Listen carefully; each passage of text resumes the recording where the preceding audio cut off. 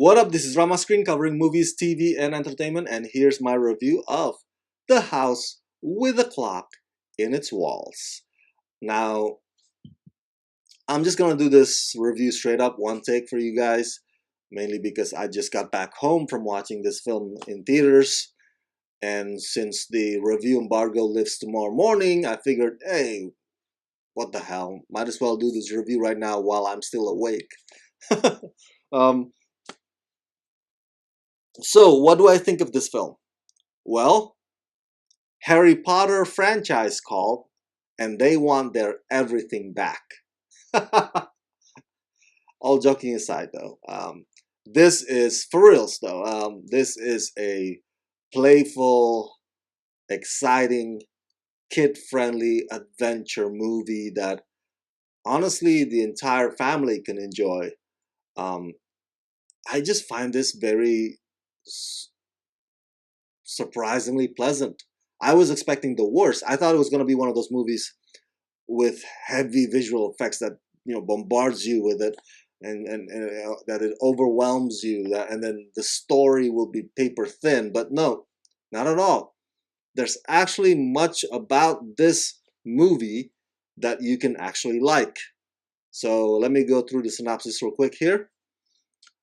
Jack Black and the two-time Oscar-winning actress Cate Blanchett star in The House with a Clock in Its Walls, based on the beloved children's classic written by John Belair's and illustrated by Edward Gorey, scripted by Eric Kripke and directed by Eli Roth.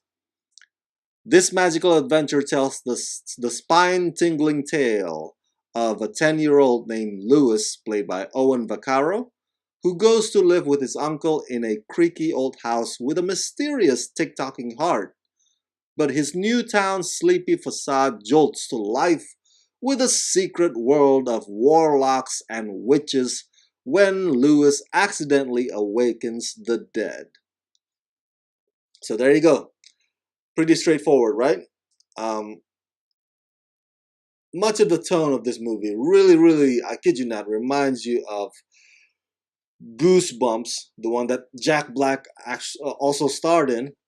So Goosebumps meets Harry Potter. Even this mansion or this house that Jack Black and Cate Blanchett's characters reside in, um, it can come to life like freaking Night at the Museum situation. Um, that's why I use Harry Potter as a reference, because this movie also has paintings that can move literally, um, couches that act like dogs, mannequins and other toy figures that can move on their own accord, um, pianos that can play itself. So it's like the house has a life of its own, and of course the story deals with magic. And anytime we hear magic these days, of course we harken back to Harry Potter. And so I think it's the best way to describe it. Goosebumps meets Harry Potter, um, and you have The House with a Clock in Its Walls. Um, I want to say congratulations or good job on Eli Roth's part. Eli Roth, the director, because as you know, he's known as the horror guy, right? Cabin Fever, The Green Inferno, Knock Knock, um, those Hostel movies. And earlier this year, he dabbled in revenge thriller with Death Wish reboot. And now he's doing this fantasy adventure film, and I think he does a fantastic job on it. He's stretching his muscles, his filmmaking muscle, I should say. He's stretching his filmmaking muscle, and now you can categorize him as somebody who's actually versatile, as opposed to just somebody who's only good at one field of genre and that's it. So good job on his part. So many of this, I want to attribute many of the film's creepy, suspenseful moments to Eli's sensibility of you know creating environment that can send chills down your spine, and he's always been good at that. But the tone, it's PG-13, as I said earlier. It's kid friendly, so it never goes or never crosses the that part or the border to go beyond to go to the terrifying areas. It's always a bit held back a little bit, but it's nothing to the film's disadvantage. It's actually a good thing. And so good job on Eli Roth part again for that. As far as the story goes, it's to be expected. That's one way to describe it, especially the way the story is structured here, because you have this little boy that gets taken under the care of Jack Black's character and Cate Blanchett's character, who themselves are not a couple. They're not a thing. They're just best friends. So, and you know, Cate Blanchett and Jack Black's characters have magic. They can perform magic, and they're trying to bestow those skills onto Lewis, the little kid. And so there is a big mystery arc, um, a big bad villain, and a big kind of not a big way, a small but a slowly but steady, certain build up to that climactic moment. But of course, they have to dedicate some time into the whole aspect of training Lewis and mentoring Lewis and getting him ready to become what he wants to be, which is also being good at casting spells. So um, it's it looks like the movie's trying to cover a lot of grounds from the classic beloved children's book that this movie's based on. It trying to covers a lot of grounds, and I think it does a fantastic job of picking the best parts and making it work.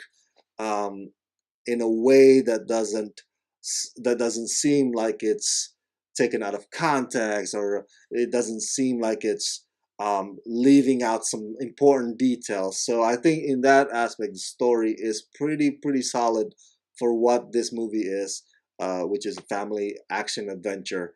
As far as the performance goes, Jack Black, what can you say about Jack Black? Of course, Jack Black will always be Jack Black.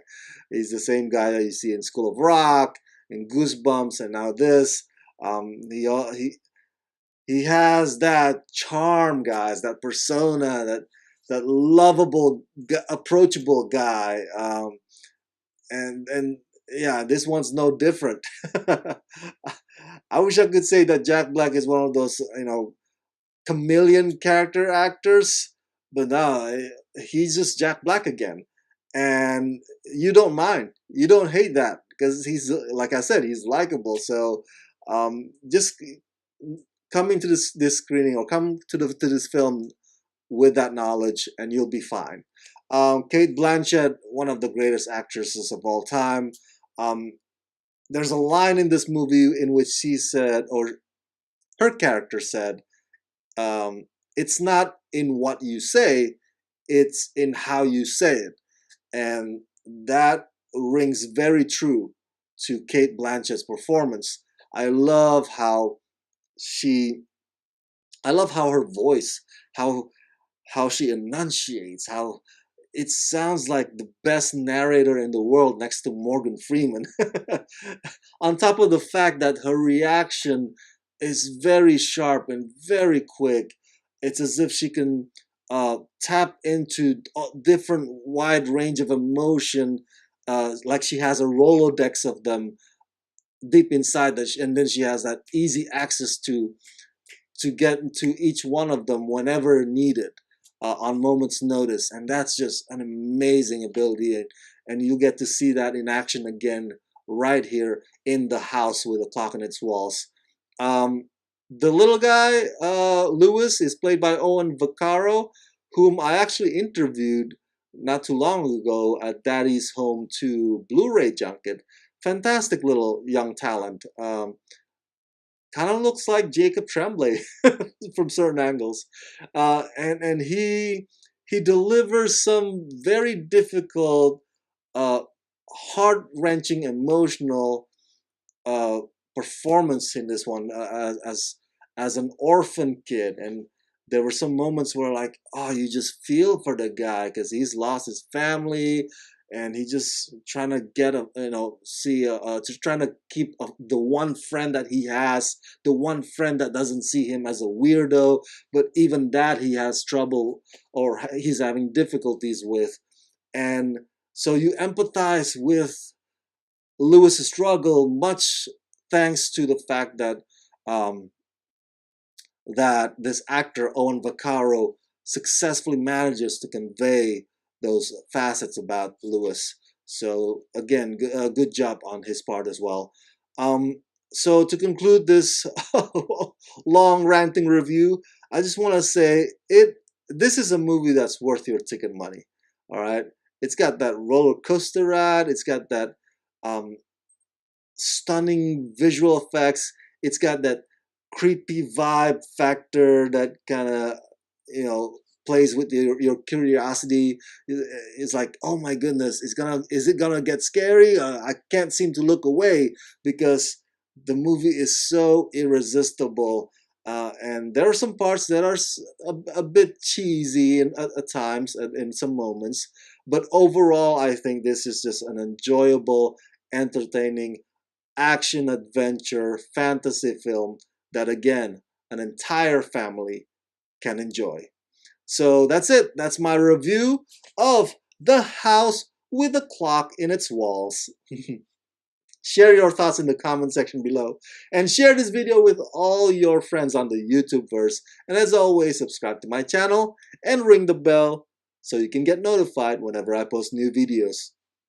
This latest review is made possible thanks to your support on Patreon. So please go to patreon.com/ramascreen, sign up there today and become my patrons. Let's rock this.